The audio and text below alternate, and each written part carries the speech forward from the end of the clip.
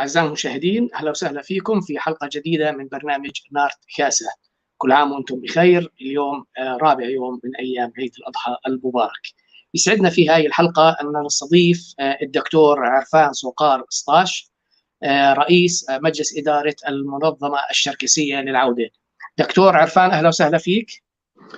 أهلين فيك، شكرا كثير على الاستضافة، وبحب أحكي لحضرتك ولكل الشراكس بالعالم. كل عام وأنتم بخير، وإن شاء الله ينعاد عليكم بالصحة والسلامة. تسلم وأنت بخير دكتور. دكتور، أنت طبعا حديثنا اليوم راح يكون عن المؤتمر الشركسي الدولي الثالث اللي عقد باسطنبول بالفترة من 27 من 24 ل 27 من 24 ل 27 من 24 ل 27 الشهر الحالي كان. وبالتالي انت يا دوب راجع لكندا، ولا شك بانك ما زلت متعب من الجولة الطويلة اللي عملتها. دكتور، في بداية الحلقة، لأنه أنت أول مرة عم نعمل معك مقابلة في برنامج نارت كاسة، حابين نتعرف المشاهدين بنبذة هيك مختصرة عن الدكتور عرفان، عن النشأة، عن الدراسة، عن الاهتمام بالمسائل والقضايا الشركسية. تفضل دكتور. شكرا. أنا من مواليد دمشق بسوريا. درست الدراسة الأولية البكالوريوس بسوريا بجامعة دمشق، وبعد ما تخرجت من الجامعة انتقلت على كندا وعملت ماجستير. طبعا الدراسة الأولية كانت كيمياء تطبيقية. بعدين عملت ماجستير بالايزوتوب هيدروجيوكيمستري، وكملت بعد منه PhD. طبعا صار لي بكندا 26 سنة. بعد ما خلصت PhD اشتغلت بالجامعة، درست، وحاليا adjunct prof ب University Waterloo, University of Guelph بواترلو Guelph. وعندي my own isotope lab اللي هو المخبر الايزوتوب البرايفت الوحيد بكندا، and it's out of 3 بنورث امريكا كلياته، بامريكا وكندا. وفي عندنا فرع فتحناه قبل حوالي 5 سنين بايطاليا بميلان. بالنسبه للموضوع الشركسي، من وقت اللي كنت بالشام كنت عضو فاعل بالجمعية الشركسية. طبعا نشاطاتنا كلياتها فنية، رياضية، ثقافية. اشتغلت خلال فترة وجودي بالجامعة، كان في عنا شيء اسمه مثل عضو ارتباط في طلاب كثير من كليات مختلفة بالجامعة، كانت تشتغل بالجمعية. ومثل ما قلت النشاطات يعني كانت أغلبها رياضية، فنية، وثقافية. على الوقت اللي أنا كنت اشتغلت فيه بالجمعية كان في شيء اسمه صوت النارتيين، اللي هو طلع أكثر من كتاب مترجم بالشركسي، من الشركسي أو الروسي للعربية. وهذا الشيء ساعدني إنه يصير في عندي بلورة بالفكر الشركسي. بس مثل ما قلت يعني سواء بسوريا أو بداياتنا بكندا، النشاطات كلياتها كانت يا اما ثقافيه، يا اما فنيه، يا اما رياضيه، اجتماعيه يعني بالاكثر. لحتى صارت المشاكل بسوريا خلتنا نفكر بشكل مختلف عن الوضع الشركسي، لحتى نطلع من التفكير الفني الثقافي ليتساوى شيء اكبر شوي يعني. دكتور، برضو بالنسبة للمنظمة الشركسية للعائدين، يعني بعتقد بال 2004 هي تم تأسيسها بكندا. ومن هذيك 2014 يعني من 2014 ل 2022 وفعاليات كثيرة سمعنا عنها وشاهدناها. يعني صحيح أنتم بكندا موجودين، بس انتشاركم كان وصل لكافة أنحاء الدول اللي موجودين الشركس فيها. وقمت ب3 مؤتمرات شركسية على مستوى دولي، وهذا يعتبر يعني نشاط كبير وهائل بالنسبة للعدد المحدود من الشركس اللي موجودين في كندا. وكندا هي طبعا بلد يعني كبيرة، فأنتم نشاطاتكم كانت متميزة.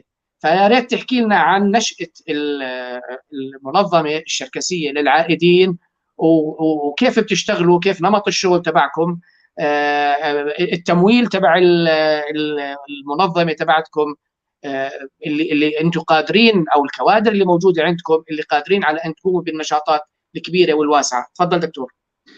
شكرا. هلا في خلط بالموضوع عند الكل، مع انه المنظمه تشكلت عام 2014، صار لها 8 سنين. مع ذلك الكل بيعتقد انه هي منظمه كنديه. منظمه الشركسيه للعوده او CRO منظمه عالميه، التسجيل تبعها تم في كندا، بس ما لها منظمه او جمعيه كنديه. احنا ما بنتفرج عليها كمنظمه تساوت للشراكس اللي بكندا، وانما تساوت كمنظمه عالميه مثل ما حكيت. لكن التسجيل الرسمي كان بكندا. التسجيل الرسمي كان بكندا، لكن قبل التسجيل الرسمي ما يصير بكندا انا عملت جوله باوروبا، رحت على المانيا، رحت على هولندا. التفكير تبعنا انه كان التسجيل يتم اما بهولندا او بالمانيا، وتواصلت بالمانيا مع الدكتور احسان صالح ومع فاروق طامزوق. تواصلت بهولندا مع فتحي رجب، لانه هدول القدوه اللي اشتغلوا بالشأن الشركسي لسنوات طويله وعندهم باع طويل بهذا الموضوع، وهن من الناس اللي واكبوا واسسوا الجمعيه العالميه كمان، فعندهم خبره كبيره. وكنا حابين التسجيل تبع CRO او المنظمه الشركسيه للعوده انه يتم بمكان سنترال، يعني اكثر من كندا، يكون بالنص سموير باوروبا. للاسف ما حسنا نلاقي. konferansa davet ettiler. Tamer de Zekeriya Bey de burada. للاسف ما حسنا نلاقي عدد منيح قادر على انه يدير الموضوع باوروبا بهذاك الوقت، فاضطرينا انه يتم التسجيل بكندا. طبعا كان كمان في اقتراحات انه يتم التسجيل بامريكا، بس للاسف المينتاليتي تبعتنا، العقليه، اي شيء بيتسجل بامريكا اوتوماتيكلي بيصير كانه الاستخبارات الامريكيه هي اللي مساويته او مشتغله عليه. فهي اسباب تسجيله بكندا، والا احنا كنا بنفضل انه التسجيل يتم باوروبا مو بكندا، لسبب واحد انه اقرب للخك و سنترلايز بالنسبه للشراكس، ماله موجود مثلا على طرف بعيد عن التجمع الشركسي اللي هو التجمع الشركسي الكبير، طبعا موجود بتركيا، بعدين الخك، بعدين اوروبا. ف احنا كنا حابين يكون سنترال بليس. يعني اسف عم بحكي شويه انجليزي، عم حاول ما افوت انجليزي، بس للاسف ناخذ راحتك. عم تخوني اللغه شوي ببعض الكلمات، فلا تاخذوني. ناخذ راحتك. فهذا سبب تسجيله بكندا. فالمنظمه هي منظمه عالميه، واعضائها من دول كثير موجود فيها شراكس، فهي ما لها منظمه كنديه، وانما مسجله بكندا اصولا. تسجلت بعام 2014. طبعا الحديث عنها بلش بال 2012 2013. ومثل ما حكيت، الاحداث اللي صارت بسوريا هي اللي لعبت دور رئيسي بانشاء المنظمه الشركسيه للعوده. طبعا هي ما لها سبيسيفيكلي واقفه او انشئت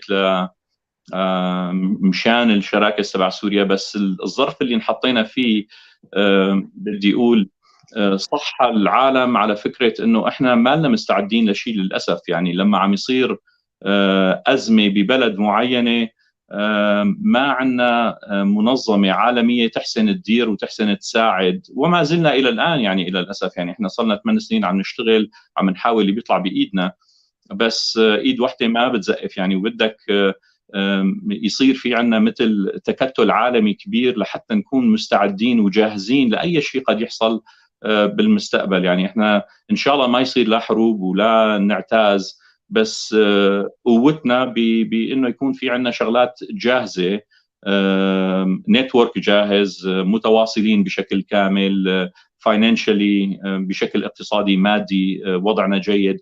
هذا كلياته بيتطلب منا انه نشتغل مع بعض. احنا اول الازمه طبعا الله يعطيهم العافيه اللي بالاردن، الله يعطيهم العافيه اللي بتركيا، الشراكس الدم بيحن والكل حاول يساعد باللي بيطلع بايده. يعني ما حدا قصر، ما فينا نحكي اطلاقا انه حدا قصر باي مكان بالعالم سواء بالتشيك او برا. بس كان صعب على كل الجمعيات هذا الشغل، والسبب انه الازمه بتصير ومتى ما صارت الازمه بنصير بدنا نحاول نركض هون وهون لحتى نظبط نجمع نساعد، فما لنا مستعدين للاحداث اللي للاسف عم نوقع فيها او تصير معنا. فالفكره السي ار او اجت من هون، انه لازم نشكل شيء عالمي، لانه اغلب الجمعيات اللي موجوده كلياتها لوكال على مستوى محلي، شغله افكارها الى اخره كله مستوى محلي. قل وندر انه يكون في تعاون بين الجمعيات من دوله لدوله. هذا الشيء كثير عم نشوفه مهم. ف الفكره وليده الويك اب كول اللي صار من سوريا تقريبا.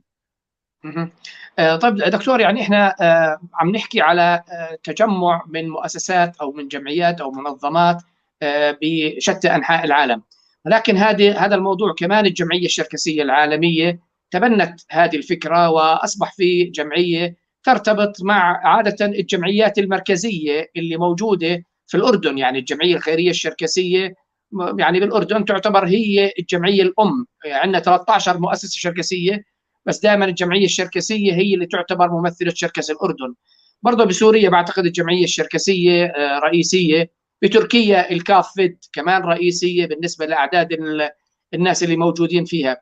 فهل منظمه العوده هل هي تعتبر بديل لهي التشكيله، او شو وضعها بالنسبه فكريا، او وضعها يعني مع هذا التجمع اللي اسمه الجمعيه الشركسيه والحلفاء اللي معها؟ تفضل دكتور. اطلاقا المنظمه من يوم اللي انشئت من 8 سنوات الى اليوم ما طلع منها ستيتمنت اطلاقا بيقول انه المنظمه الشركسيه للعوده هي عباره عن بديل سواء للجمعيه العالميه او للجمعيات المحليه. السي ار او عم تحاول تربط حالها وتكون صله الوصل بين الجمعيات. ف السي ار او المانديت تبع الفيجن تبع التفكير تبعه هو التعاون مع الجمعيات اللي موجوده بالدول المختلفه، والارتقاء بالسي ار او وبالجمعيات اللي موجوده من الطابع المحلي للعمل الجماعي المشترك اللي بيعني الشراكس بكل مكان. مضبوط، الدونار سيريكاسا موجوده ومربوط فيها جمعيات، بس طريقه الشغل تبعها والتفكير تبعها شوي مختلف. والسي ار او كمان طريقه الشغل تبعها والتفكير تبعها مختلف عن الجمعيات الكلاسيكيه اللي موجوده بالعالم. اغلب الجمعيات اللي موجوده هي جمعيات خيريه، والطابع اللي احنا حبينا نركبه على السي ار او انه تكون جمعيه قادره انه تمول مشاريع مثلا بدون فائده، خاصه للعائدين الى الوطن. وبدي هون ركز على العائدين الى الوطن لانه احنا كمنظمه الهدف الاساسي تبعنا محاوله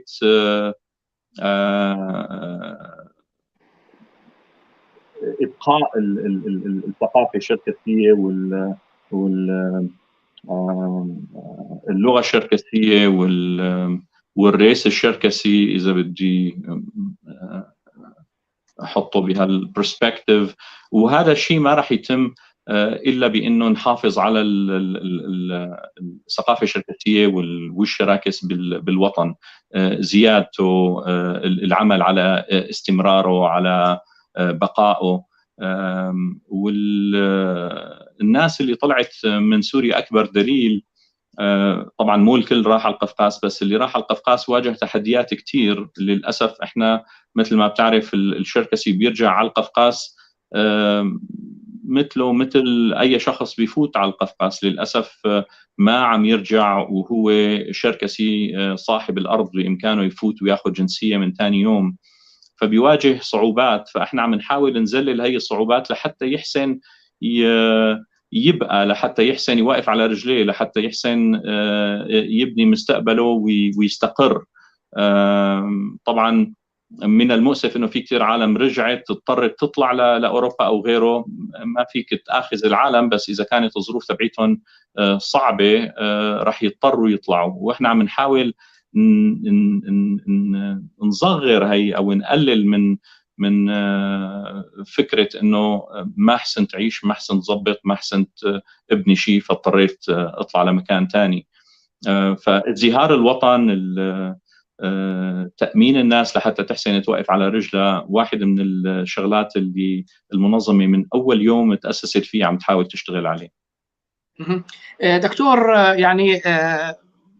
يعني الحكي اللي عم تحكيه طبعا الجمعيات الثانية كمان بيحكوا إحنا بدنا نشتغل للخير وبدنا نشتغل لمصلحة المجتمع والموضوع الاقتصادي وموضوع الدعم، بس يمكن أنتم عم تختصوا بشكل أكثر لموضوع العائدين ودعمهم، عم تاخذوا هذه كالأجندة خاصة عم بتحاولوا إنكم تطبقوها. هذا الحكي عم بخلينا ندخل في دوامة المجتمع الشركسي والمدارس الفكرية اللي موجودة فيه. يعني لا شك بأنه بمجتمعنا صار في أكثر من فكر لتطبيق الكلام اللي حضرتك عم تتفضله أو الرسالة اللي عم بتحاولوا أنكم تطبقوها. المدرستين الفكريات إذا بدنا ناخذهم بشكل مبسط، مدرسة بتحكي إنه إحنا لازم نتوجه لدول العالم الديمقراطي، خاصة للأمم المتحدة، ونشكي همنا، نشكي عن قضايانا، ونحاول إنه بطريقة قانونية نضغط على روسيا بحيث إنه روسيا تعترف أكثر بمزيد من الحقوق للمجتمع الشركسي.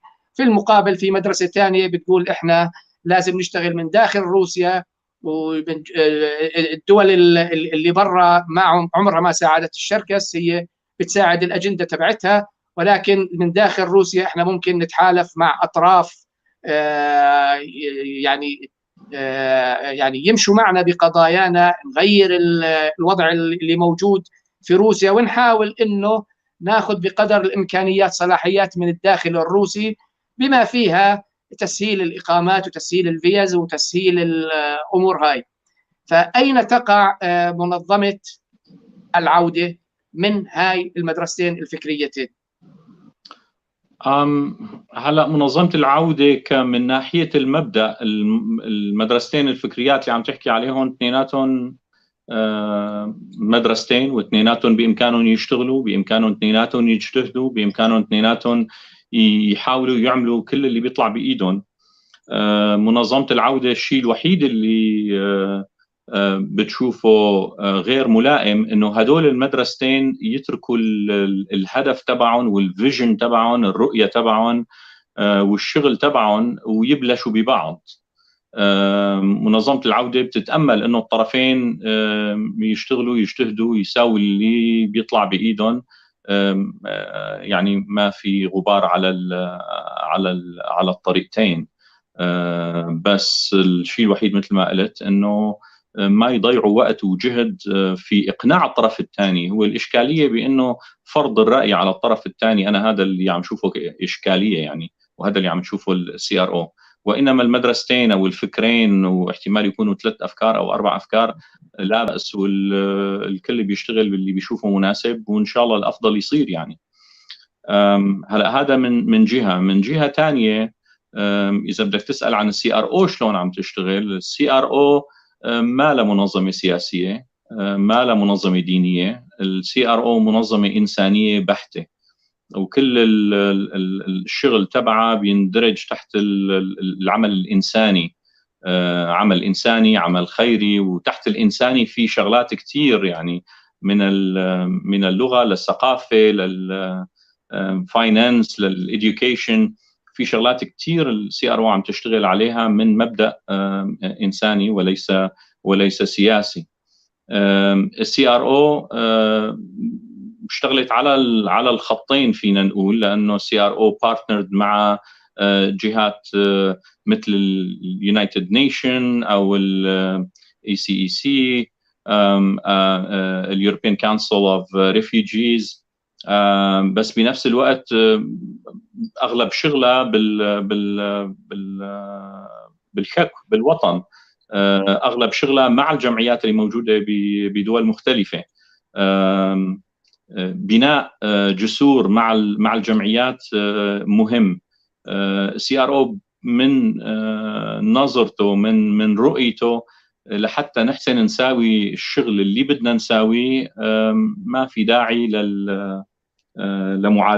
لمعاداة روسيا. احنا لازم نكون واقعيين. أهلنا موجودين ضمن الاتحاد الروسي، شغلنا موجود أغلبه ضمن الاتحاد الروسي. اللي بنحسن نحصله بشكل سلمي أكثر بكثير من اللي رح نحسن نحصله بشكل عدائي. أنا لما بقول سلمي مو معناته أنه الواحد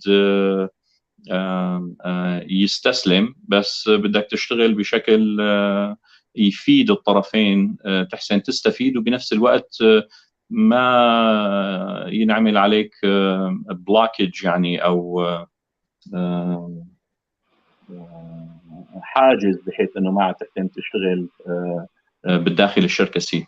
السي ار او اغلب شغله واهتمامه هو الداخل، واحنا عندنا قناعه انه الشغل اللي بنساويه بالداخل مثمر يعني، وبيعطي نتائج على الارض اليوم.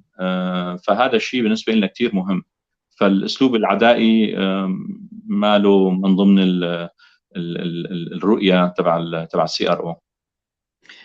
يعني دكتور، زي ما انت بتحكي انه السي ار او هي منظمه غير سياسيه، ولكن الجمعيات الشركسيه كلياتها، المنظمات كلياتها بعتقد ما فيها واحده سياسيه، هي تعمل في المجالات الخيريه، ولكن مواقفها تحسب على طرف من الاطراف بناء على المواقف اللي بتاخذها.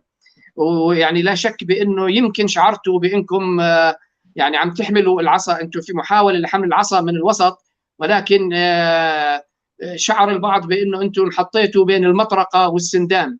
يعني الطرف الاول والطرف الثاني كان عندهم بعض الانتقادات، وخاصه فيما يتعلق في الموقف من قضيه اوكرانيا، في الفتره اللي بعض التوجهات شافوا انه هذه فرصه لا تعوض بانه يعني نكسب اوكرانيا من خلال المؤتمر. في طرف ثاني كان يعتبر بانه لمجرد اظهار عداء لروسيا ليس من مصلحه المجتمع الشركسي، وخاصه القاطن هناك. فيعني بدك ولا ما بدك عم تنجر للسياسه، ومواقفك عم تحدد سياسيا من قبل طرف من الاطراف. فلا بد من انه يكون في سياسه، بطل في يعني انا بعتقد بطل في فرق بين السياسه والاقتصاد والاعمال الخيريه. فهل من الممكن انه يكون عندكم موقف واكثر وضوحا تحاولوا انه تطبقوا رساله المنظمه؟ بتوقع انه موقفنا احنا كثير واضح، يعني موقفنا ما له ضبابي نهائيا ولا له رمادي. موقفنا جدا جدا واضح، موقفنا واقعي. احنا ضد الحرب، مو بس بين روسيا واوكرانيا، ضد الحرب وين ما كان. يعني احنا عندنا قناعه تامه انه ما في منتصر بالحرب، حتى المنتصر خسران. الطرفين عم يخسروا، ناس ارض عم تحترق. فالحرب ما لها حل وما لها جواب لاي مشكله. فموقفنا واضح تماما انه احنا ما لنا مع الحرب، لا الروسيه الاوكرانيه ولا اي حرب صارت او رح تصير بالمستقبل. ان شاء الله ما يصير، بس بهذا الموضوع موقفنا جدا جدا واضح. بالنسبه انه ماسكين العصايه بالنص، وبالتالي عم ناكل انتقادات. فعلا يعني انتقادات موجوده. المضحك بالموضوع انه نص العالم عم يتهمونا بالعماله لصالح امريكا، انه المنظمه عباره عن منظمه تمويل امريكي، والنص الثاني عم يتهمنا انه احنا منظمه للاستخبارات الروسيه. فمضحك لما يكون الموقف تبعك عم يتفسر من طرفين بشكل معاكس تماما. والشيء اللي بحب اقوله انه من اول يوم احنا بلشنا في CRO عندنا قناعه تامه انه لا روسيا ولا امريكا ولا في اي دوله بالعالم including الدول اللي احنا عايشين فيها من تركيا لا اوروبا لا الاردن لا سوريا، ما في حدا بيهتم صراحه بالموضوع الشركسي كل هالقد. يعني بيهمهم كل الدول بتهمهم مصالحها فقط. فبالتالي اللي لازم يمول او يخلق منظمه شركسيه هو الشراكس نفسهم. لازم يعتمدوا على حالهم لحتى ما يكون عليهم ضغط من الطرف اليمين او من الطرف اليسار، لانه بالنهايه هذا عم يشتغل مصالحهم مو المصلحه الشركسيه اطلاقا. فاذا احنا كشراكس بدنا نستمر، بدنا نضل، بدنا نساوي شيء، بدنا نمشي لقدام، لازم نعتمد على حالنا. والCRO المانديت تبعها او طريقه التفكير تبعيتها هي اعضاء من كافه العالم بتدفع بالشهر $2، يعني $24 امريكي بالسنه. وهذا لما بيكون في عندك عدد كبير منتسب للمنظمه بيكون في عندك دخل جيد جدا يخليك تتحرك وتعمل مشاريع بدون منية حدا وبدون إملاءات من أي طرف. هذا كثير شيء مهم. المجتمع لازم يستوعبه ولازم يفكر فيه، انه صدقا ما في حدا بالعالم راح يهتم فيك. العالم كلياته عباره عن مصالح، واي حدا بيحاول يساعدني اليوم اكيد بده يكون لهدف معين. يعني هذا الواقع.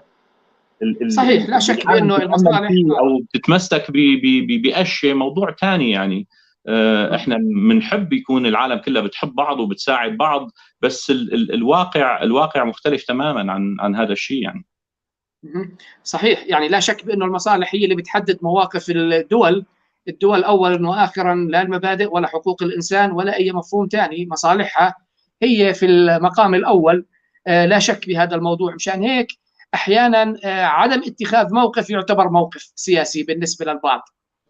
انت ليش مش ماخذ موقف معي؟ لازم تاخذ موقف معي. هذا بالنسبه لهم موقف سياسي، انك تحاول انك ما تاخذ موقف. فلا شك يعني انا ممكن اتفهم موضوع المواقف اللي بتتخذها منظمه العائدين، بانه مواقف تتطلب انه المجتمع الشركسي يبقى قريب من اهداف المنظمه، وانه يقتنع بانه المنظمه ترى بانه رسالتها واضحه والطريق واضح امامها، انها عم تشتغل لمصلحه المجتمع الشركسي. انا بعتقد لا شك انه انتم كمنظمه ناس عم تشتغلوا ضمن رساله قوميه شركسيه. خلينا نروح دكتور على موضوع المؤتمر الثالث اللي عملتوه باسطنبول، واللي لا شك بانه كان جهد كبير وواسع بانه تقدروا تعملوا مؤتمر للمره الثالثه، ومؤتمر دولي يحضروه اكثر من طرف. في البدايه في بعض المؤسسات ما كانت موجوده وما كانت ممثله في المؤتمر. فما كان شو السبب بانه بعض الجمعيات او المؤسسات ما كانت موجوده وبعض المؤسسات كانت موجوده؟ شو اللي صار بالدعوات؟ كيف وجهت الدعوات؟ تفضل دكتور. هلا الدعوات توجهت حسب اهتمام الناس اللي حابه تجي. هذا شيء حابب احكي فيه كمان. يعني احنا بنهايه الوضع المؤتمرات الناس بتبدي اهتمامها انه انا حابب اجي، حابب احضر المؤتمر اكثر من انه يكون دعوات. يعني الموضوع هون ما له موضوع برستيج قد ما هو احنا بنسمع انه في مؤتمر موجود، اللي حابب يحضر الابستراكت في يتقدم للتاريخ الفلاني، الابستراكت لازم يكون طوله هالقد،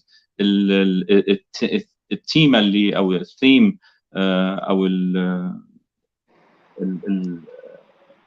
العنوان، ايوه شعار العنوان اللي راح نتحدث عنه او نشتغل عليه هو التالي 1 2 3.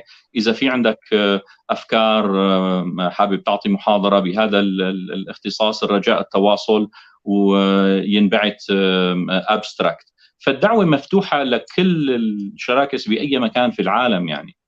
بعدين اللي بيصير انه للاسف احنا ما لنا متعودين على شو بدي اقول على فكره انه الواحد يبعث ابستراكت ويقول انا حابب اجي. العالم تستنى لحتى تجي دعوه، وهذا الشيء لازم نتجاوزه احنا. الدعوات تبعية CRO مفتوحه للعالم كلياتها، والمؤتمر ليميتد لليومين ونص او 3 ايام، واللي بيبدي استعداده انه هو حابب يجي اكيد هو اللي بياخذ اولويه بالمؤتمر، والا ما له اختيار من قبل المؤتمر نفسه يعني. طبعا احنا بنحاول احيانا نتواصل مع بعض الشخصيات خاصه الاكاديميه، بهمنا احنا الشخصيات الاكاديميه كثير، لانه الناس اللي بتشتغل بعلم النفس، political science، بعلم الاجتماع، بالقانون، بيكون في عندها نظره مختلفه بتهمنا كثير انه تكون موجوده، وانه يعطونا وجهه نظرهم. طبعا ما عم قلل او عم كتر من انه الانسان القومي لازم يكون عنده شهاده او ما عنده شهاده، مو هون القصد، بس وجود خبراء فينا نقول او ناس دارسه بهذا الاختصاص شيء جيد جدا يعني انا باعتقادي. فبيكون في نوعا ما توجيه لبعض الدعوات لبعض الاختصاصيين لحتى يجوا اذا هن من حالهم ما قالوا بدنا نجي. اما عمليه اقصاء او عمليه اختيار، هذا الحكي ما له موجود نهائيا. يعني هلا احنا لما نطلع بنحكي على جمعيات موجوده في الاردن، جمعيات موجوده في سوريا، جمعيات موجوده في القفقاز وفي اماكن مختلفه، دائما هم ممثلين للمجتمع الشركسي. فقد يكون انه حتى لو ما كانت دعوه، الاعلان في عند هاي المؤسسات، لانه المؤسسات كمان مهتمه في القضايا الشركسيه، مهتمه في قضايا الخير، عطاء دعم العائدين او دعم القضايا الشركسيه. فهل من الممكن انه خلال المؤتمرات القادمه يتم توجيه، بلاش تكون دعوه، اعلان؟ يعني على الاقل يكونوا عارفين انه في مؤتمر. الاعلان موجود. وهلا بالنسبه للاردن مثلا، المؤتمرات الثلاثه اللي مضوا، الاول والثاني والثالث، كان في ناس من الاردن موجودين بالمؤتمرات الثلاثه. كان في عندنا ناس من الاردن يعني، ولكن لا يمثلوا الجمعيه الشركسيه. يمكن يعني اسمح لي انه في بعض الامور ممكن انه تتقبلوها كملاحظه ممكن في المرات القادمه. اكيد ان شاء الله بنتلافى هذا الموضوع. يعني احنا بنهايه الوضع يوم عن يوم عم نتعلم شغلات، اكيد الواحد عم يتعلم من اخطائه، ف بالتاكيد هذا الشيء ان شاء الله بيتراعى. هلا مثلا انت عم تحكي عن الجمعيه الام، احنا السنه الماضيه عملنا شيء اسمه الائتلاف الشركسي. CRO لعب دور بانشاء الائتلاف الشركسي. الائتلاف الشركسي كان احد الاعضاء فيه الدكتور ابراهيم باروقه، ممثلا عن الجمعيه الشركسيه بالاردن. طبعا للاسف ما تابع معنا بالائتلاف، وبتمنى انه هي السنه يكون مشارك معنا. وانا حاولت جهدي انه الجمعيه الشركسيه بالاردن تكون جزء من هذا الائتلاف، لانه الشغل اللي سووه الائتلاف كان شغل جدا جيد وجميل يعني. عملنا ائتلاف كان الهدف منه مره ثانيه هن اللي موجودين بسوريا، بس المستفيد هن اللي موجودين بسوريا، بس بالنهايه المستفيد الاكبر هو الجمعيات اللي التقت كل اسبوعين، حكت وعرفت بعضها واشتغلت مع بعضها. هذا برايي انا شيء جدا كبير وحلو يعني انه يصير. كان في غير السي ار او كان في عندنا الجمعيه تبع بورصه، كان في عندنا الكافيد موجود، كان في عندنا تشيركيس فيد موجود، الفيدراسيونتين اللي موجودين بتركيا. كريسنودار خاسا كانت موجوده، البرد خاسا من القبرتاي كانت موجوده، الجمعيه المراه التركيه كانت موجوده، حزب الاقليات بتركيا كان موجود.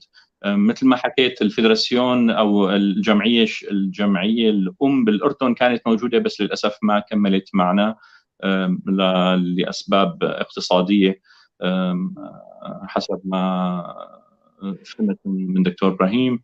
وكان معنا الفيدراسيون باوروبا كمان، بس للاسف كمان ما كملوا معنا لسبب اخر، هو عدم وجود الدوناس اوريكاسا بالائتلاف. مع اني انا حاولت باتصالات متكرره انه الدوناس اوريكاسا كمان يكون معنا بالجمعيه العالميه، تكون معنا بالائتلاف، لكن ما كانت.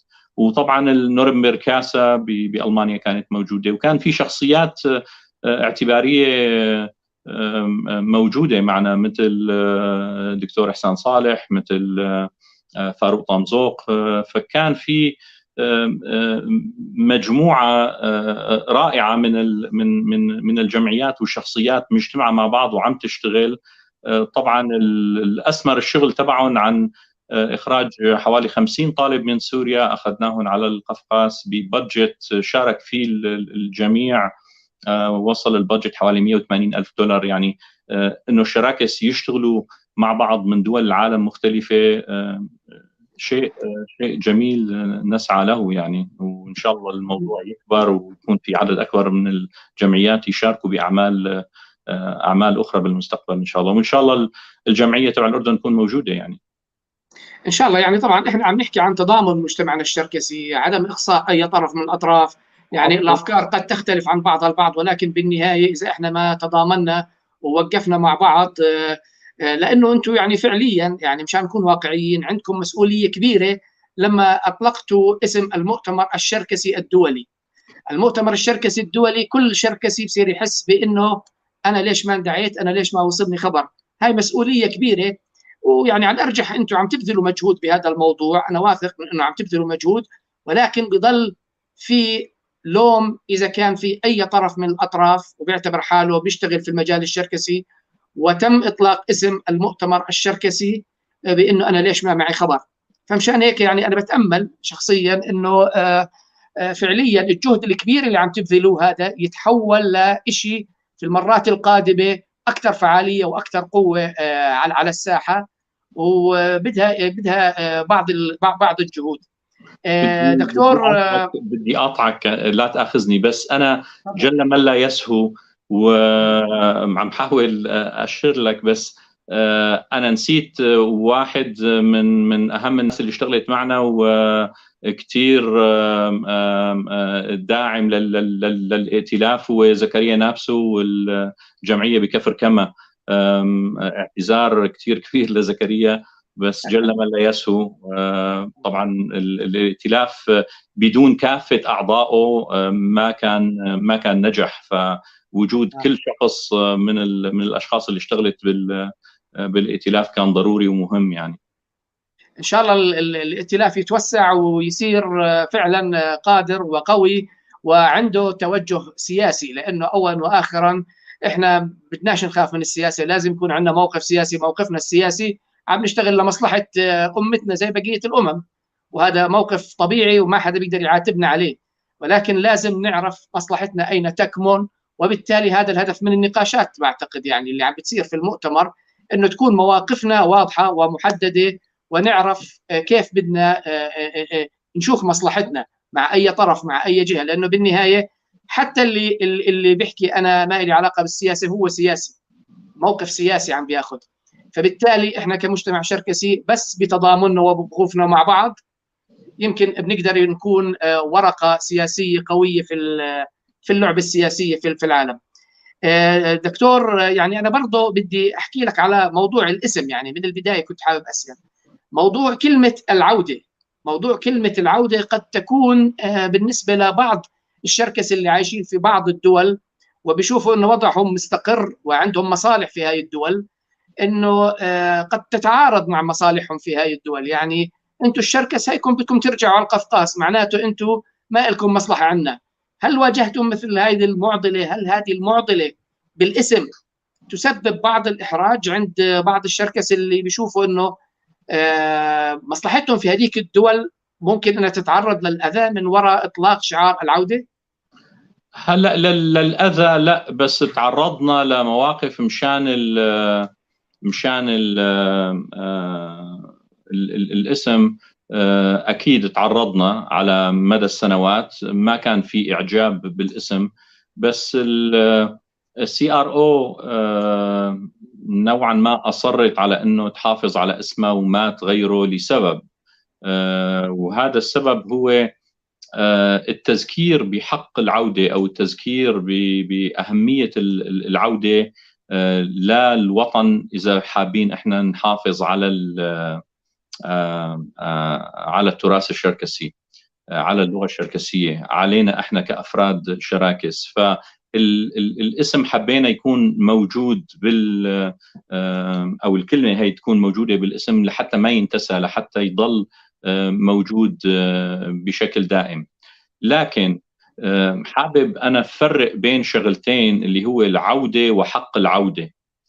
المنظمة الشركسية للعودة من يوم اللي تأسست وهي عم تطالب بشيء اسمه حق العودة، عم تساعد الناس على العودة، أو اللي وصل على الوطن إنه يثبت جذور ويبقى بالوطن، فهو تحقيق عملية العودة. الالتيميت جول او الهدف النهائي او الهدف الاسمى اللي بتسعى له السي ار او هو العوده. بس الشغل اللي عم تساويه او اللي بتحاول تحطه كهدف اساسي هو حق العوده. حق العوده هو حق لازم يكون متاح لكل شركسي على وجه هذه الارض، يعني وين ما كان، سواء بالاردن، بسوريا، بامريكا، بكندا، وين ما كان. وعلى ذكر امريكا، هلا كمان جل من لا يسهو، انا كثير متاسف، بس جمعيه امريكا كمان كانت معنا بالائتلاف،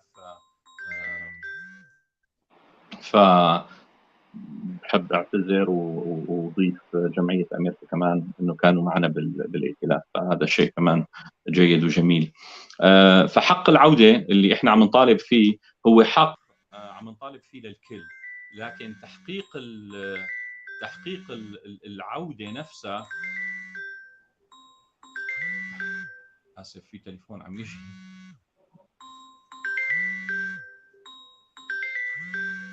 في حدا مصر يحكي معك دكتور؟ مصر، نعم، جاني تليفون من تركيا.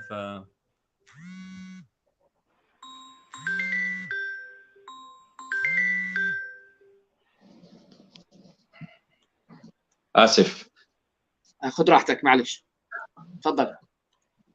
ايه، فبالنسبه للعوده، العوده هو امر شخصي، مو بالضروره انه كل انسان يحمل حاله يكركب اوضاعه ويحمل حاله ويرجع الى الوطن. بس متى ما صار حق العوده موجود ومكتسب، بامكانه الواحد يعيش وين ما بده، بس معه هذا الحق. امتى ما بده بيرجع، امتى ما بده بيطلع، بده بيتقاعد هنيك، بده بيقضي الصيف هنيك، بده بيقضي نص السنه، بده ما بيروح نهائيا. الموضوع عائد له حسب هو يعني. بس متى ما انضمن حق العوده، هذا نصف العوده انا برايي، لانه بامكانه يكون عنده الواحد دول سيتيزنشيب.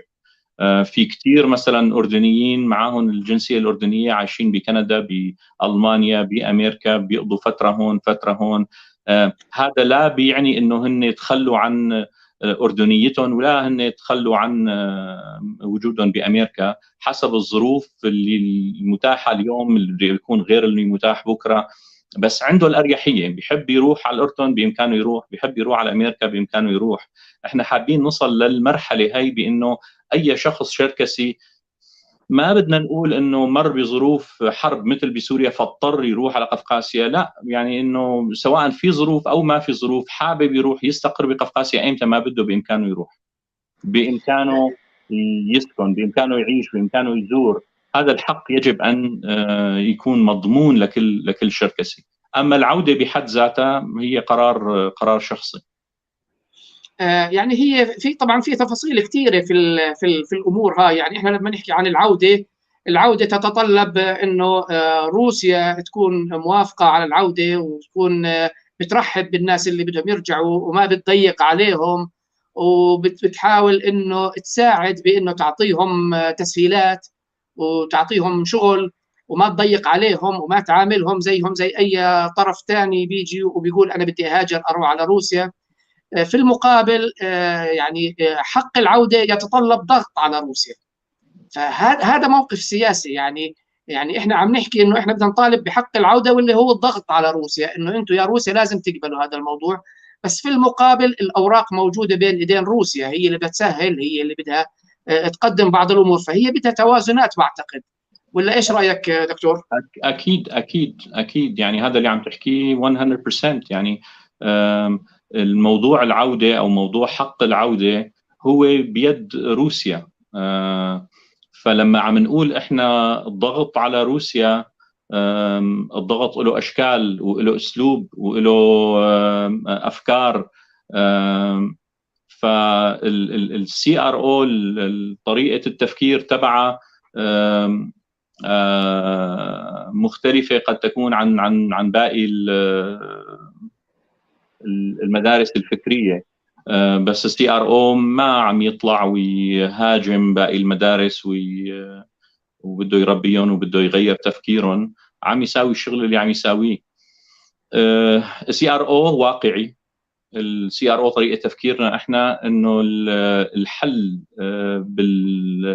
بحق العوده او حل المساله الشركسيه هو بيد اثنين طرفين اساسيين، اللي هو الشراكس وروسيا. والضغط اللي عم تحكي عنه احنا اللي بنشوفه هو الضغط الشركسي، والضغط الشركسي ليس بالضروره يكون عنيف وقتالي عن طريق الضغط خلال دول اخرى. انا برايي الضغط الشركسي بيكون عبر التعاون بين الشراكس. الضغط الشركسي بيكون عبر انه يكون في عندنا تقل، اذا حابب تحكي سياسي مثل ما انت عم تعتبره سياسي، سواء تقل جماهيري او سياسي الى اخره. بس الطرف يعني الاساسي اللوبي داخل روسيا، هل هذا اللي بفهمه منك؟ لا مو شرط يكون سواء من الداخل او من خارج. يعني الشراكس اللي موجودين يعني بالداخل او بالخارج، بالداخل او بالخارج، بامكانهم ان اثنيناتهم يضغطوا. يعني انا لا ارى اي مبرر انه الشراكس اللي جوا او اللي برا ما يحسنوا يشتغلوا مع بعض ويحكوا يقعدوا يفتحوا ديالوج مع روسيا. بطبيعه الحال اذا فكرنا بشكل عقلاني، اي فائده عم تجنيها عم يجنيه شراكس كاثنيه كعرق، عم يستفيد منه كمان الروس. يعني انا برايي لانه الروس بيبين لما بيعطيك حقوقك بيبين انه هو وصل لمرحله من الرقي بتطبيق قانونه. في قوانين كثير بالدستور الروسي بتضمن هذا الشيء للشراكس لكنها غير مفعله، فاحنا لازم نشتغل على تفعيله. لازم نشيل هذا الرهاب والخوف اللي موجود بين الطرفين، بين الشركسي والروسي. انا قبل ما اطلع وحاول اعتمد على باقي الدول الثانيه لارهاب روسيا، لازم حاول اتعامل مع روسيا بالاول، وهذا الشيء ما له موجود للاسف. يعني احنا حوار بيننا وبين روسيا ما له موجود. هذا الشيء لازم يكون موجود. لحتى يصير هذا الحوار فعال لازم نكون احنا ايد واحده، لازم يكون عندنا تقل فكري، عندنا تقل جماهيري، عندنا تقل سياسي لحتى نحسن نقعد ونحكي بهذا الموضوع. يعني بامكاننا ان نعمل اسقاط للحاله الشركسيه او نعمل اسقاط لحالات ثانيه مشابهه للحاله الشركسيه، يعني مثل الاباده اللي تعرضوا الى الابوريجينالز او السكان الاصليين بامريكا. يعني اي حقوق حصلوا عليها ولم يحصلوا بالاصل على حقوق كثير كبيره، سواء كان بكندا او بامريكا ما تم عن طريق ضغط من دول خارجيه، وانما عن طريق ضغط داخلي، لانه المجتمع عم يرتقي لمرحله عم يحاول يعترف باخطائه ويصحح اخطائه. وهذا الشيء اللي لازم ينعمل انا برايي، قبل ما نحاول نعمل نفتح جبهات ونعمل ضغوطات خارجيه، لسه قبل ما نعمل حوار يعني. بنهايه الوضع الشراكس عايشين تحت الفيدراليه، ضمن الفيدراليه الروسيه، والشغل لازم يكون ضمن الفيدراليه الروسيه برايي انا.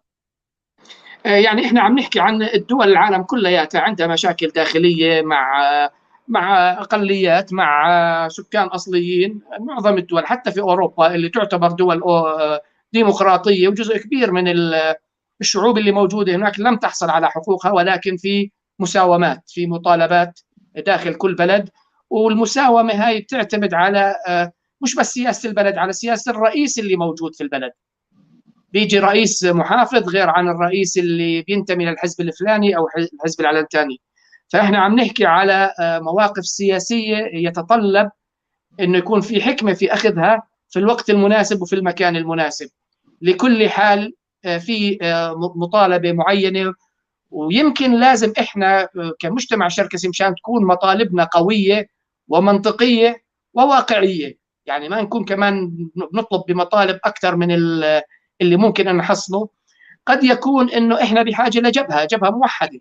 يعني احنا مشكلتنا في انه جبهتنا لساتها مش موحده. لازم نخلق الكيان انه يكون في عندنا جبهه موحده تاخذ قرار واضح وصريح ومنطقي وواقعي. ما رايك دكتور؟ اكيد، يعني احنا هذا اللي عم نسعى له. عم نحاول مثل ما حكيت نتعرف على الجمعيات الثانيه، نتعاون معها، نشتغل معها. هذا الموضوع كلياته اكيد بيقرب وجهات النظر، او خليني احطها بمنطقيه ثانيه. احنا لما عملنا المؤتمر الاول والثاني، الموتو تبعنا كان ماذا يجمعنا؟ شو الشيء اللي بيجمعنا احنا الشراكس جايين من دول مختلفه؟ اكيد في اهداف مشتركه. يعني احنا النظره تبعيتنا انه خلونا نترك الايديولوجيات، الافكار اللي بنختلف عليها، ونحاول نركز على الامور الجوهريه اللي الكل ما بيختلف عليها، مشتركه، يعني امور مشتركه نحسن نشتغل عليها. وهي الامور المشتركه اكيد في وجهات نظر مختلفه من قبل المشاركين. الشراكس منتشرين بدول مختلفه، عايشين، تاقلموا، تغيروا، فطريقه تفكيرهم مختلفه. من الجيد انه تجيب هالمجموعات هي منه، تعمل منها مثل ما قلت جبهه مشتركه مثل ما حضرتك تفضلت، وبنفس الوقت يغنوا طريقه التفكير ويعرفوا شلون يحطوا الاولويات وعلى شو ينسالوا، على شو ينطرح. والكل الموضوع مبني مثل ما حضرتك كمان تفضلت، مبني على المنطق والواقع. الاحلام شيء جيد، لكن بدنا نكون واقعيين، يعني لحتى نطالب بشيء فينا نحسن نحققه. بعدين التوازنات اللي حكيت عليها كمان بالنسبه للاحداث اللي عم تدور حوالينا، دائما الواحد لازم يشوف السلبيات والايجابيات، ويشوف قبل ما يتخذ قرار شو في يستفيد وشو بده يخسر اذا راح باتجاه معين. هدول الشغلات are very critical. يعني احتمال الواحد العاطفه تبعيته تاخذه على طريق تخرب عليه شغل كثير انشغل، او في شيء تحسن تستفيد منه. فاحنا لازم نتعلم، لازم نكون ناضجين بحيث نحسن نتخذ القرار الصحيح بعيدا عن العواطف، بعيدا عن الشعارات الرنانه اللي احتمال ما تاخذنا غير لاحلام ما غير قابله للتحقيق يعني. صحيح. بعدين لا تنسى دكتور كمان انه احنا عايشين في دول مختلفه، والشركس اللي موجودين في كل دوله من الدول لهم مصالح مع الانظمه اللي عايشين فيها.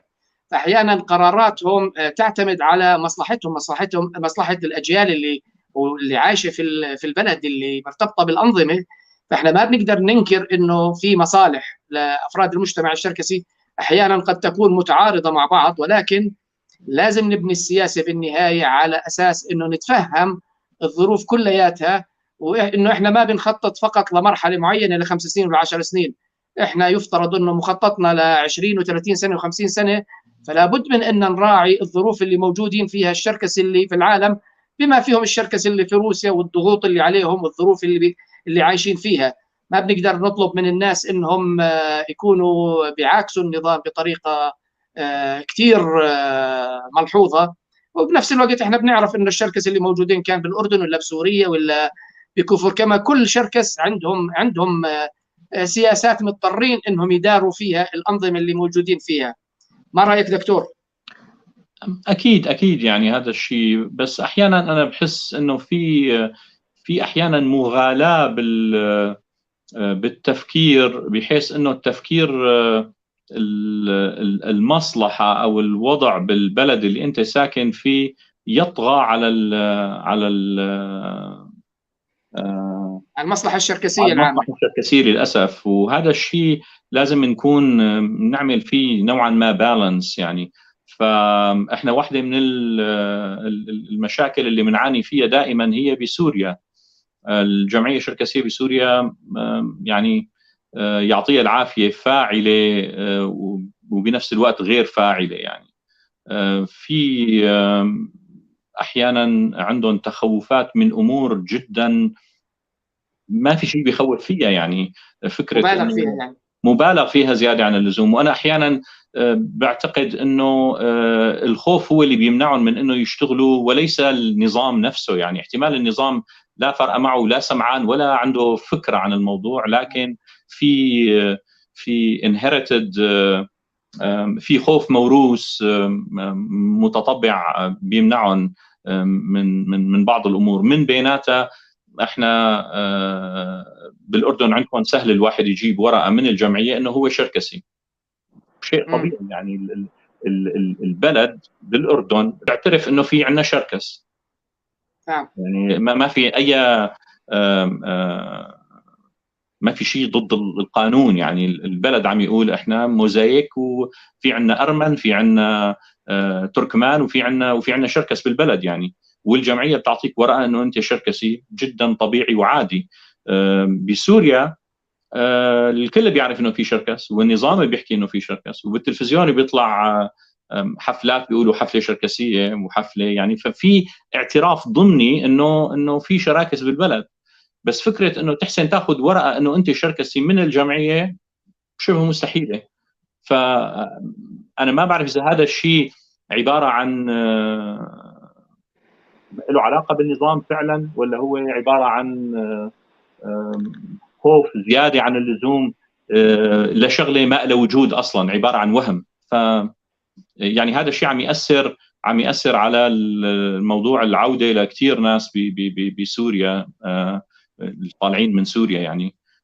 اللي بيطلع من الاردن اموره بتتسهل اكثر لمجرد وجود هي الورقه. من تركيا نفس الشيء. بالنسبه لسوريا اللي فيها اعداد اكبر حابه تطلع وبحاجه لانه تطلع، ما عم تحسن تطلع وما عم تحسن تظبط وضعها بسبب هي الورقه. ويعني انا مثلا هذا واحد من الشغلات اللي ما بحسن استوعبه يعني. وبشوف انه في مبالغه بالهوست كانتري او البلد المضيف فوق القضيه الشركسيه. وهي ما لها قضيه شركسيه يعني، شغله جدا عاديه وشغله كثير بسيطه. احنا ما عم نحكي على سياسات دول ولا عم نحكي على قوانين، عباره عن اثبات انه فلان فلاني شركسي يعني. شغله بسيطه ما عم نحسن نعملها للاسف. يعني يمكن لابد من دراسه ظروف الشركس، احيانا تقبل الامر الواقع، واحيانا محاوله يعني حل المشكله الواقعيه اللي موجوده في مكان ما. يعني احيانا مره رئيس جمعيه اذا تغير الفكر المفهوم بتغير مزيد.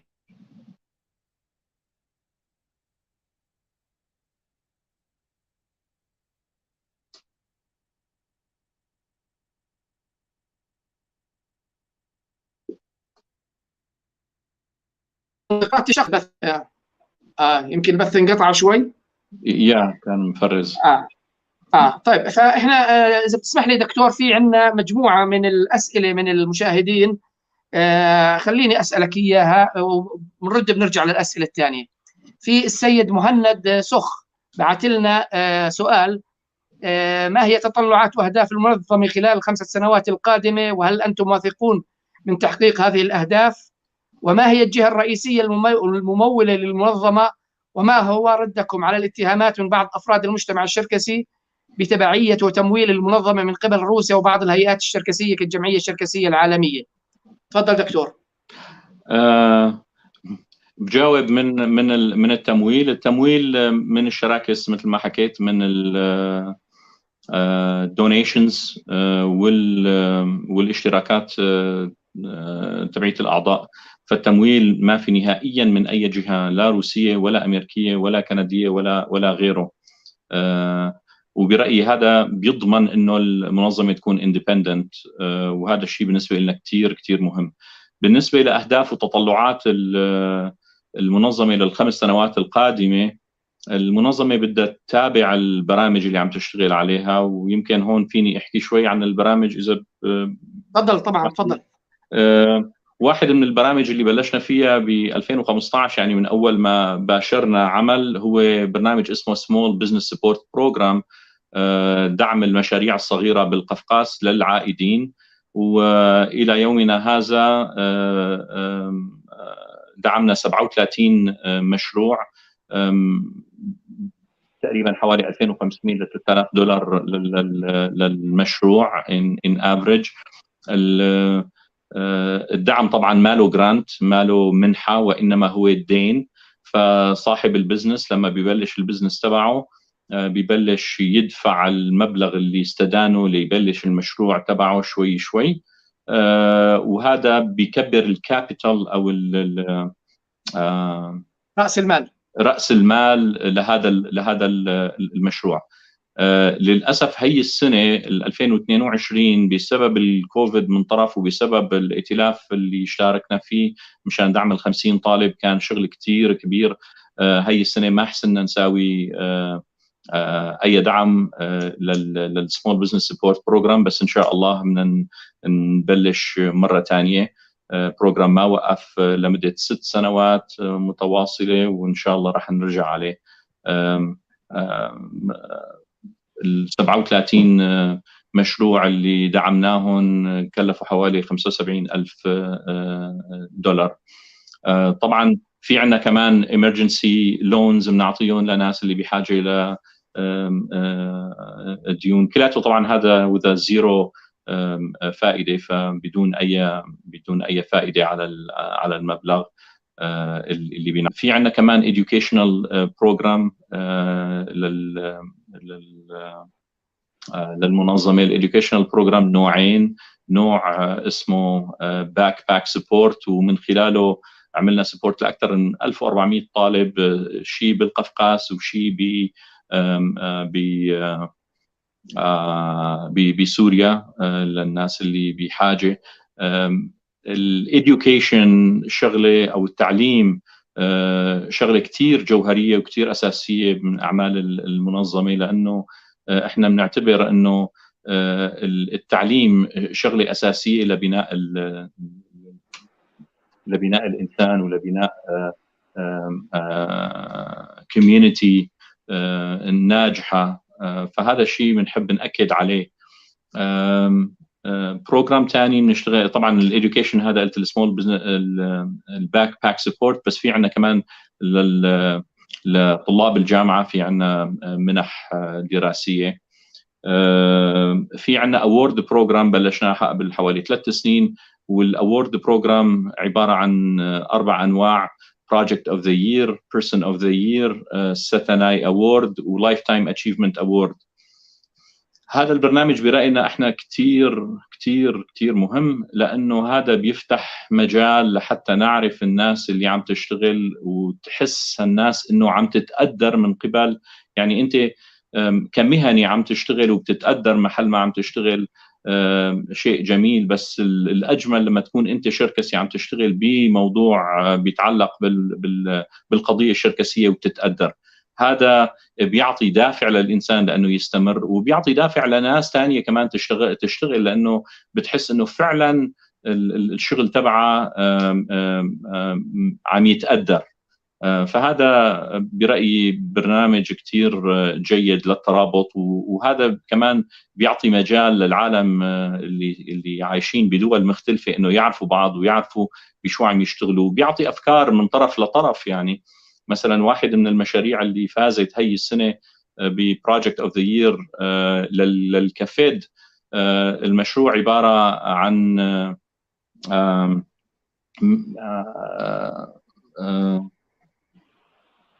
mentorship program. عم حاول لاقي له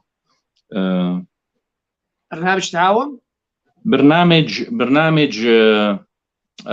برنامج تدريب للكفاءات الشابة من قبل خريجين الجامعة اللي بلشوا شغل شباب، عم يتدربوا أو عم ينعمل لهم مثل سوبرفيجن من قبل ناس كمان شراكس بس واصلين لمرحلة معينة من الاكسبيرينس بهذا الاختصاص. مثلا دكتور جديد طالع بيعمل منتورشيب مع أحد الاختصاصيين مثلا، أو أنا أكاونتنت، أو يعني عم يعمل ربط بين الأجيال، عم يعمل نوع من التعاون داخل البنية الشركسية.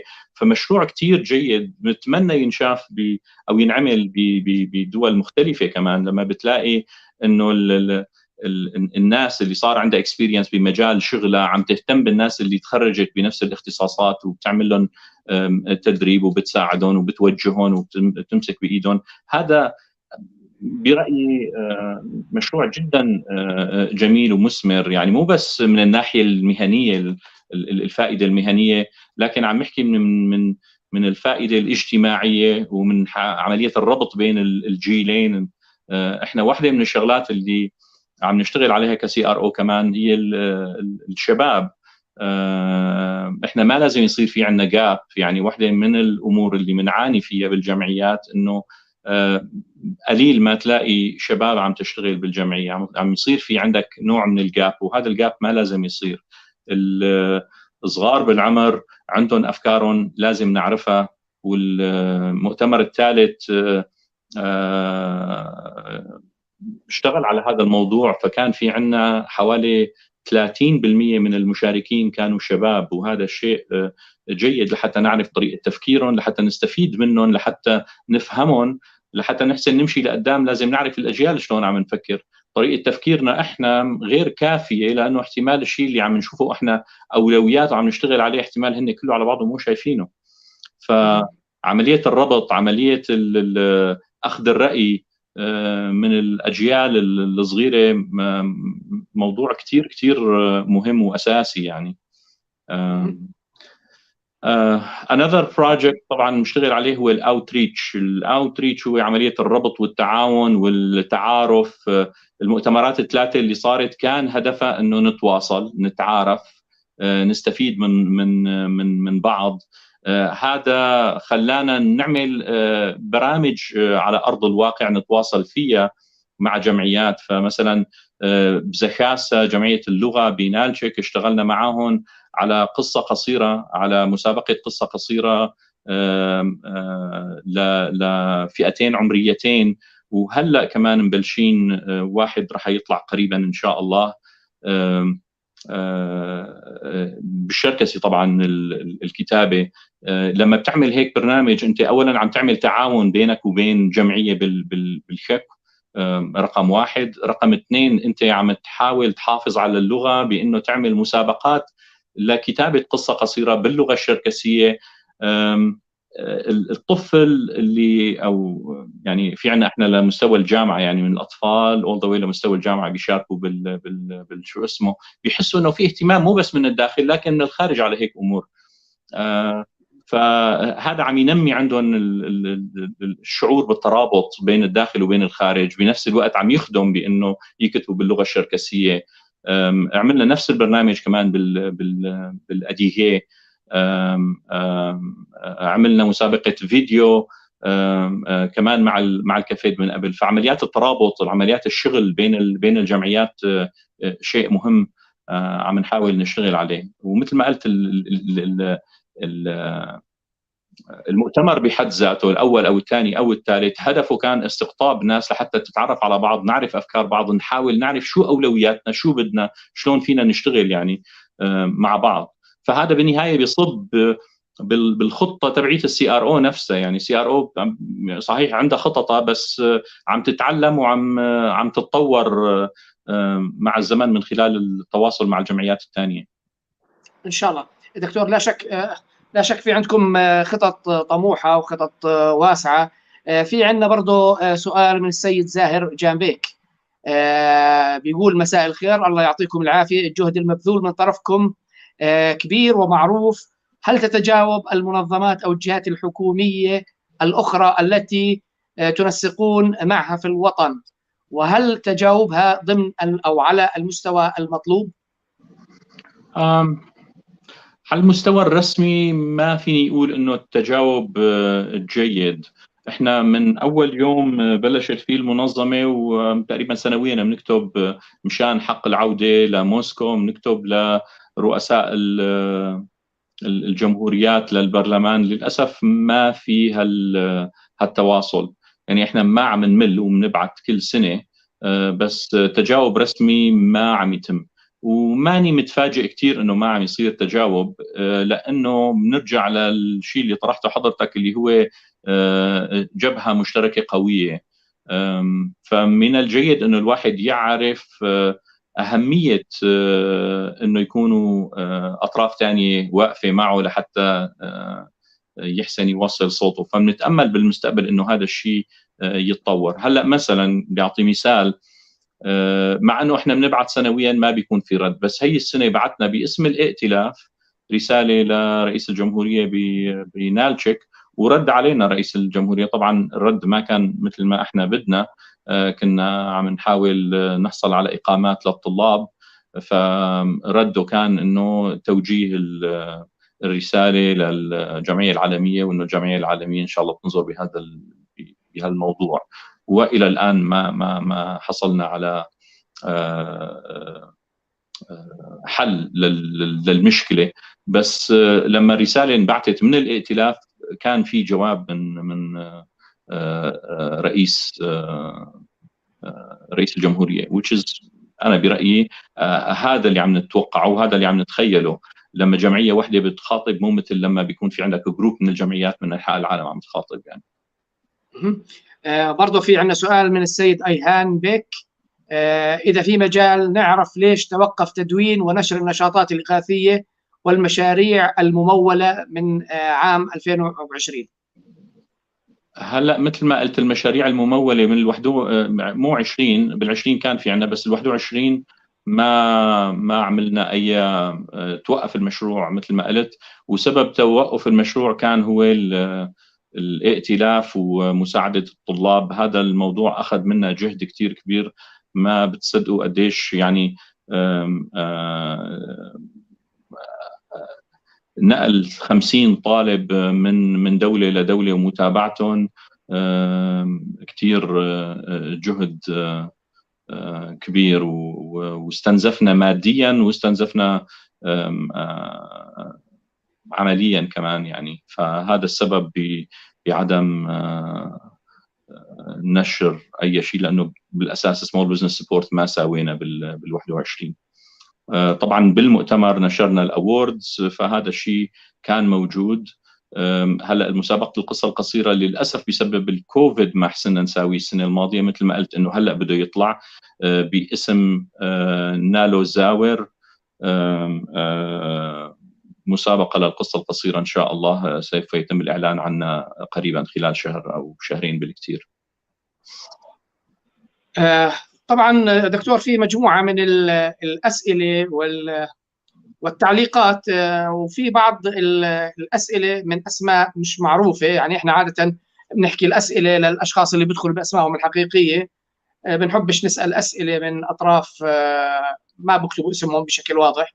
وفي تعليقات من الممكن انه تداولها والاطلاع عليها بعد انتهاء الحلقه. خليني ارجع على الاسئله اللي احنا حطيناها كبرنامج نارد كاسة. في مؤتمركم الثالث شو بتعتقد اهم النجاحات اللي حققتوها؟ انا شخصيا بعتقد اهم نجاح هو استقطاب عدد جيد من الشباب لإلقاء محاضرات، والمحاضرات اللي اعطوها الطلاب انا برايي كانت من انجح المحاضرات من ناحيه الكواليتي. ليش؟ لانه الطلاب اشتغلوا على محاضرات فيها داتا، جمعوا معلومات، اشتغلوا عليها اكثر من شهر او شهرين، فعمليا كانت عباره عن مشروع اشتغلوا عليه وعطونا نتائجه.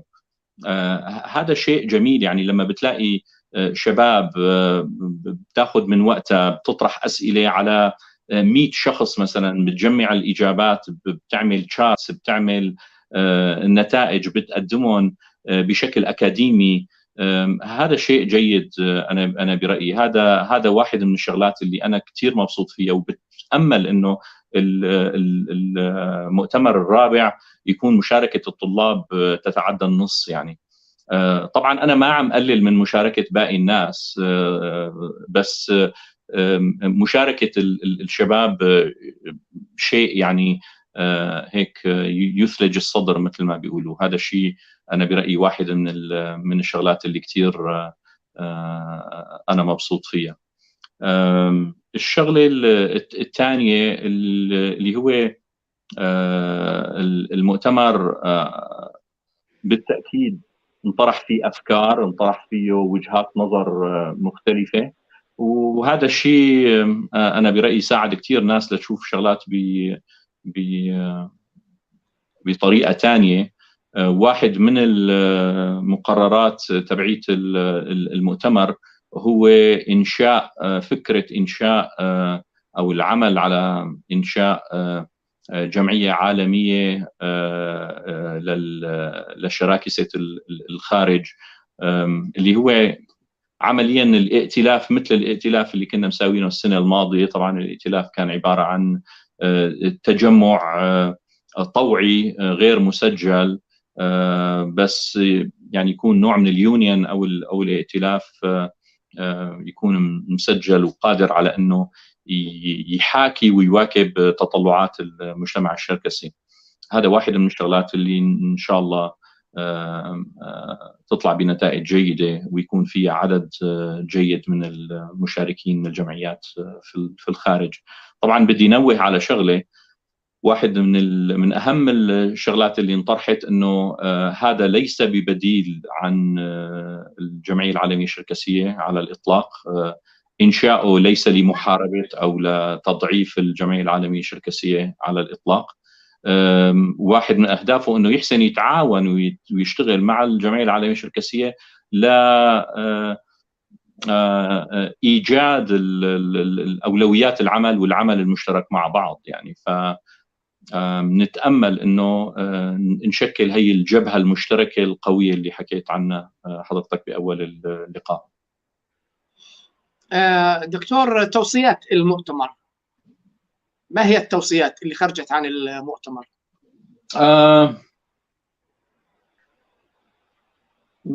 من التوصيات انه لازم يكون في عمل مشترك على حق العوده. هذا واحد من الامور اللي انحكى فيها. هذا برايي من الامور الضروريه. واحد. الشغله الثانيه تطوير علاقات او تطوير اساليب العمل المشترك بين الجمعيات، وايجاد النقاط المشتركه بين الجمعيات. كمان في ورك جروب بده يشتغل. هدول تقريبا ورك جروبس راح يستمروا بالشغل بعد المؤتمر، فبصير في مثل زوم ميتينجز. في ورك جروب بده يكون عم يشتغل على الاكاديميكس، فبنحاول نعمل مثل نتورك للاكاديميكس الشراكس بالعالم بديسبلين مختلفه. الديسبلينز اللي بتهمنا بالموضوع الشركسي انا برايي دكاترة علم الاجتماع، علم النفس، دكاترة العلوم السياسية. هدول الأمور القانونية، هدول الأمور كثير جيدة يكون فيها بيناتهم نتورك. كمان من ضمن النتوركس أو الجروبات اللي تشكلت، ما بعرف إذا ما نذكر هذا الشيء، بس كان في عنا ارت اكزيبيشن، سيركيشن ارت اكزيبيشن مع المؤتمر الثالث. هاي للمرة الثانية، كان مع المؤتمر الثاني كمان شارك أكثر من 42، مو أكثر، خلينا نقول شارك 42 فنان شركسي من دول مختلفة بهذا الارت اكزيبيشن. فواحد من التوصيات كمان انه يكون في ورك جروب عم يشتغل على دراسة إنشاء يونيون للفنانين. أنا برأيي أنه الآرت شغلة كتير مهمة بالعمل الشركسي، والآرت بإمكانه يوصل رسائل يعني أكبر محاضرة وأطول محاضرة ما فيها توصلها. فهذا الشيء أكيد لازم ينعمل عليه. ومثل ما حكيت اليوث، مشاركة الشباب كتير مهمة، ففي ورك جروب على هذا الموضوع كمان. فهدول عمليا أغلب التوصيات اللي طلعنا منها من المؤتمر الثالث. ومثل ما حكيت التوصيات كلياتها مربوطة بورك جروب راح تشتغل عليه من هون للمؤتمر الرابع إن شاء الله. ففي استمرارية بالعمل، مو بس توصيات مكتوبة على ورق، لكن جروبات تحضرت انحطت، ومتى ما نزل أو نزل بالأصح التوصيات، إذا في حدا بيحس حاله حابب وصل هي الرسالة من خلالكم للمجتمع الشركسي، إذا أي حدا بيحب يشارك بوحدة من الورك جروبس وحابب يكون من ضمنها ويكون شخص فاعل فيها ويكون جزء من الورك جروب، الرجاء يتواصل معنا مشان نحطه بالورك جروب ويحط أفكاره ويشتغل معنا على تطوير هالبرامج هي. دكتور، يعني بتعرف وسائل التواصل الاجتماعي حاليا عم تلعب دور كبير وواسع في التأثير على أفراد المجتمع معنويا وفكريا ومن كل النواحي، حتى كمان يعني عم بتأثر على الإدارات اللي بدها تدخل وتشتغل في العمل الاجتماعي. فوسائل التواصل الاجتماعي بسلبياتها وبإيجابياتها يعني هي مثل سلاح، إذا تم استخدامه بطريقة صح ممكن إنه يفيدنا كمجتمع، إذا تم استخدامه بطريقة سيئة ممكن يضرنا كمجتمع. فما رأيك دكتور في الحوارات الحاصلة على وسائل التواصل الاجتماعي؟ يعني أنا بتوافق معك بكل اللي حكيته. يعني هلا مجرد تواصلنا أنا وياك، هذا الحكي ما كان رح يصير لولا التطور العلمي بالاتصالات ووسائل النقل إلى آخره. فبتوقع في شغلات إيجابية كتير مثل ما حكيت، خلينا نركز على الشغلات الإيجابية وما نهتم للشغلات السلبية. أكيد وسائل التواصل الاجتماعي إذا بنتفرج على سلبياتها مليان سلبيات، لكن أنا برأيي بيضل الإيجابيات أكثر، وبنضل نتفائل ونتوقع أنه حتى السلبي في أنا عم حاول أفكر فيه أنه عبارة عن تحرك عاطفي أكثر منه تحرك غير أخلاقي. يعني خليني أخذ حسن النية وأتوقع أنه أشخاص احتمال يكونوا عصبيين بطبيعتهم، عاطفيين، للأسف بيتصرفوا بشكل غير لائق. بس بتوقع مع الأيام هالشغلات كلياتها تنصقل ونستفيد من الشيء الإيجابي. يعني الساحة مفتوحة للجميع، مين ما بده بإمكانه يشتغل. أنا برأيي هدر الطاقات والوقت والزمن والمال على المهاترات بين الجروبات اللي عندها أفكار مختلفة شيء سلبي وما بيؤدي لنتيجة. يعني أنا ما بتوقع أنه عبر المداخلات الغير أخلاقية العالم رح تغير رأيها. اللي رح يصير هو العكس. يعني للأسف أنه في كتير نخب عنا موجودة وكبار بالعمر بتخاف تشارك لمجرد أنه في هجوم على أي شخص بيساوي شغل ما بيتوافق بيفكروا مع بعض الاشخاص. ففي كثير عالم تنقى بنفسها وبترجع لورا، وهذا الشيء بيزعل يعني. فبتمنى انه نحاول نركز على الشغلات الايجابيه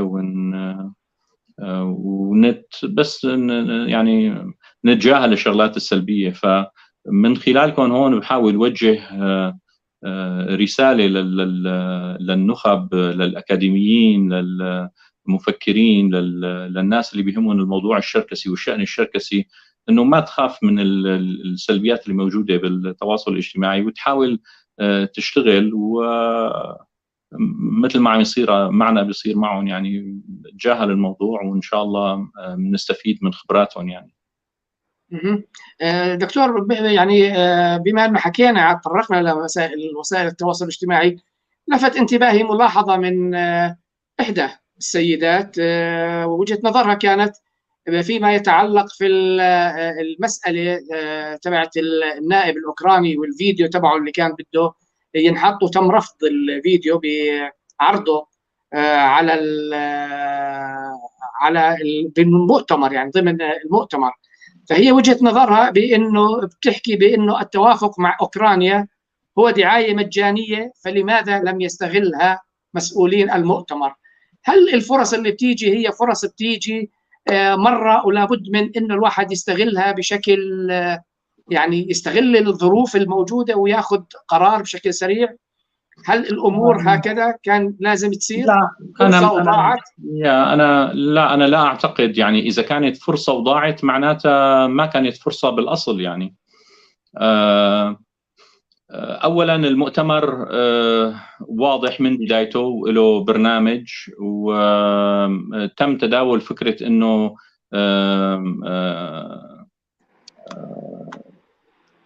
انه المؤتمر او القائمين على المؤتمر وجهوا دعوه للنائب الاوكراني ليعمل فيديو. هذا الحكي غير صحيح تماما.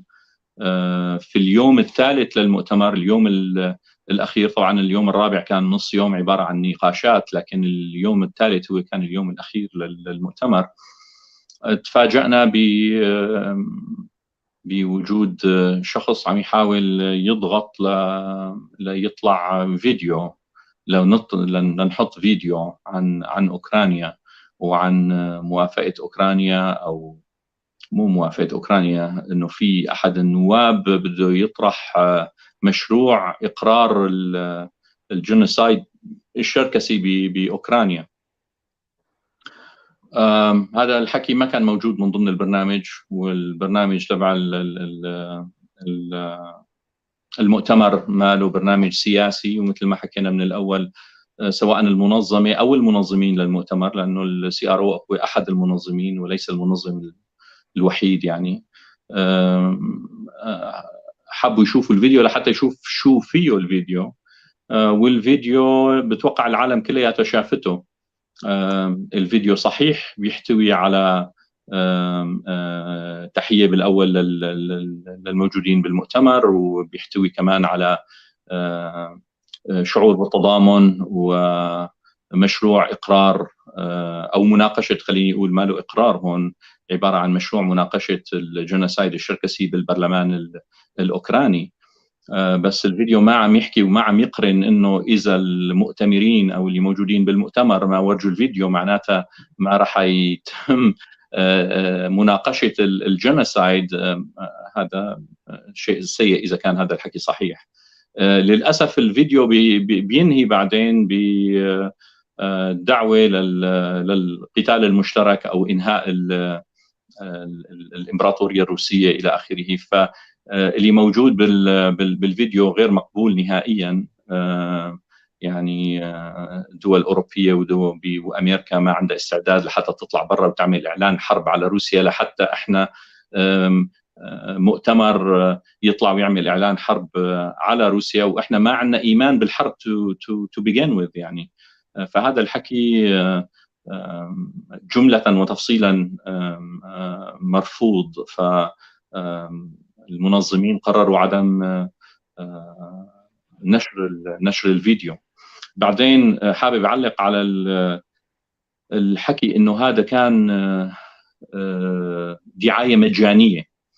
البني ادم اللي فعلا بيفكر انه في دعايه مجانيه جايه من دوله ثانيه لازم يراجع حاله، يعني لانه هذا كثير نايف. انت حط حالك مكان بلد مثل اوكرانيا بحاله حرب، عم ينقتل من ناسها يوميا اشكال الوان، الارض تبعيتها عم تحترق، البلد تبعيتها عم تتدمر، وفي عندك مو نائب، عندك 10 نواب اوكرانيين حاليا صحيوا على فكره انه صار في مذبحه شركسيه او جينوسايد شركسي، وحسوا باهميته هذا وزعلوا علينا، وقرروا هلا ضمن الظروف اللي هن عايشينها، ظروف حرب يعني، قرروا انه يرفعوا طلب للبرلمان الاوكراني لدراسه الجينوسايد واقراره. مين العائله اللي بيصدق انه هذا الحكي مجاني؟ يعني البني ادم لازم كمان يفكر شوي بعقلانيه. انا بلد تحت الضرب بكون اكل هم الجينوسايد الشركسي. وين كانوا اوكرانيا بال 2014 لما انطلب منهم للبرلمان انه يدرسوا الجينوسايد الشركسي ويوافقوا عليه، وانرفض الطلب وقتها؟ ليش هلا بوقت الحرب احنا ما عم نحسن نشوف انه هي عباره عن محاوله لاقحامنا احنا كمان بالحرب؟ يعني انا برايي الواحد لازم يفكر شوي.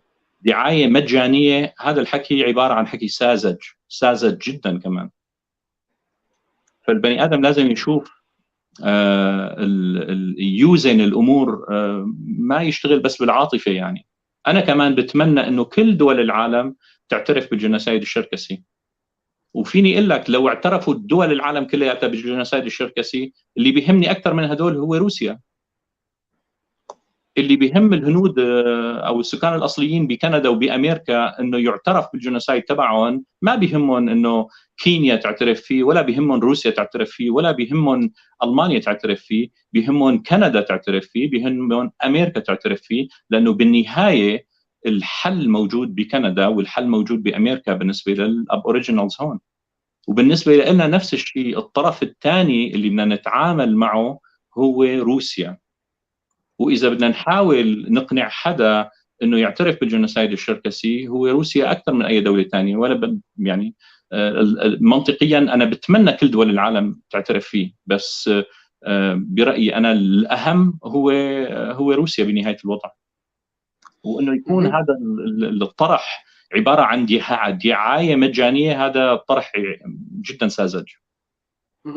طب يعني في عندنا هنا من السيد كمال جانبيك، في حكى رأيه في المؤتمر، ولكن هو بيحكي انه مؤتمر فاشل كالعادة، مسير انبطاحيين لكل الأعضاء، ما في شيء ملموس ومكسب من كل الاجتماعات.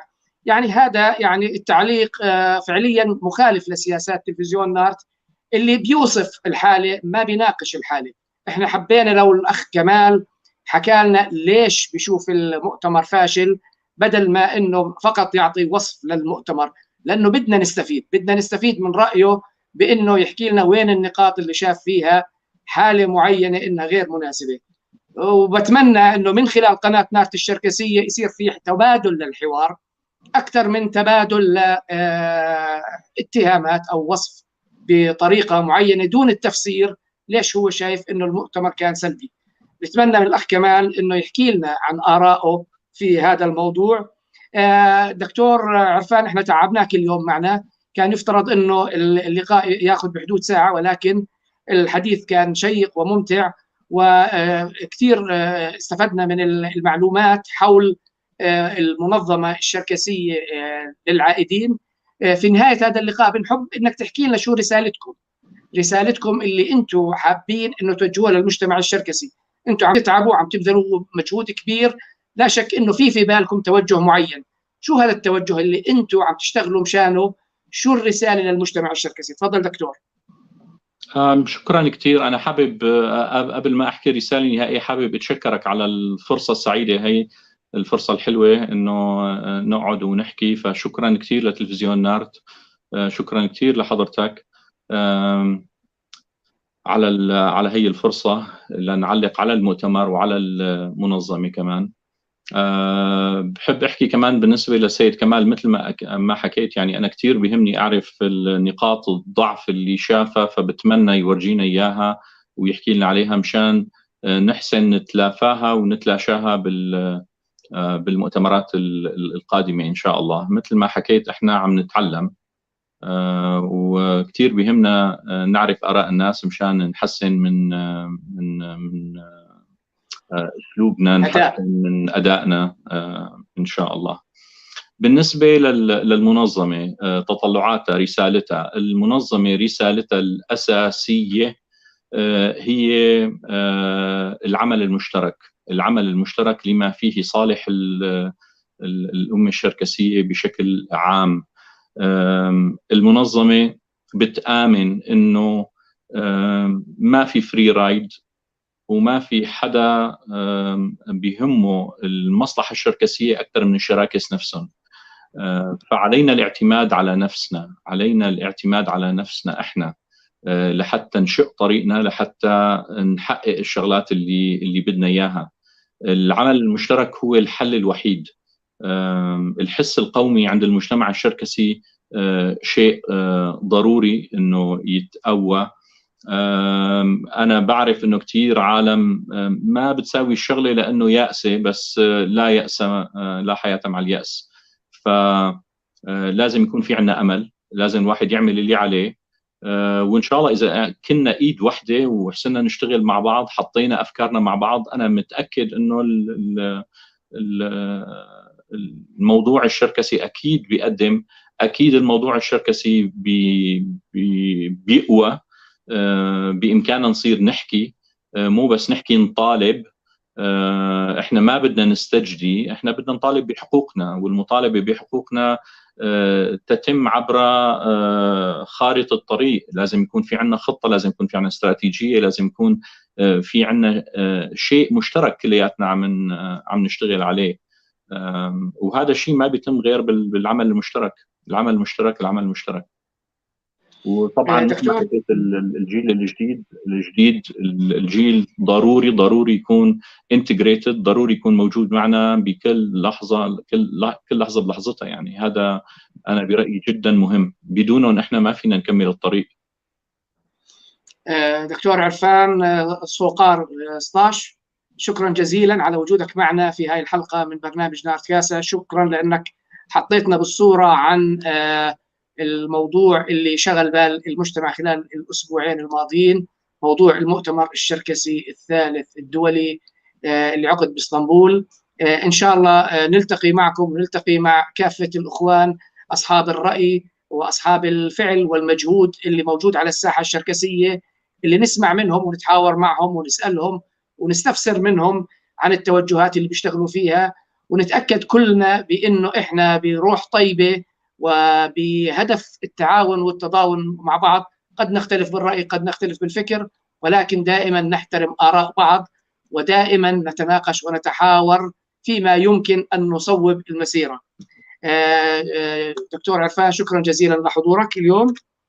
وأعزائنا المشاهدين، على أمل اللقاء بكم في حلقة جديدة من برنامج نار كاسة. أسعد الله أوقاتكم ودمتم بخير، والسلام عليكم. وعليكم السلام.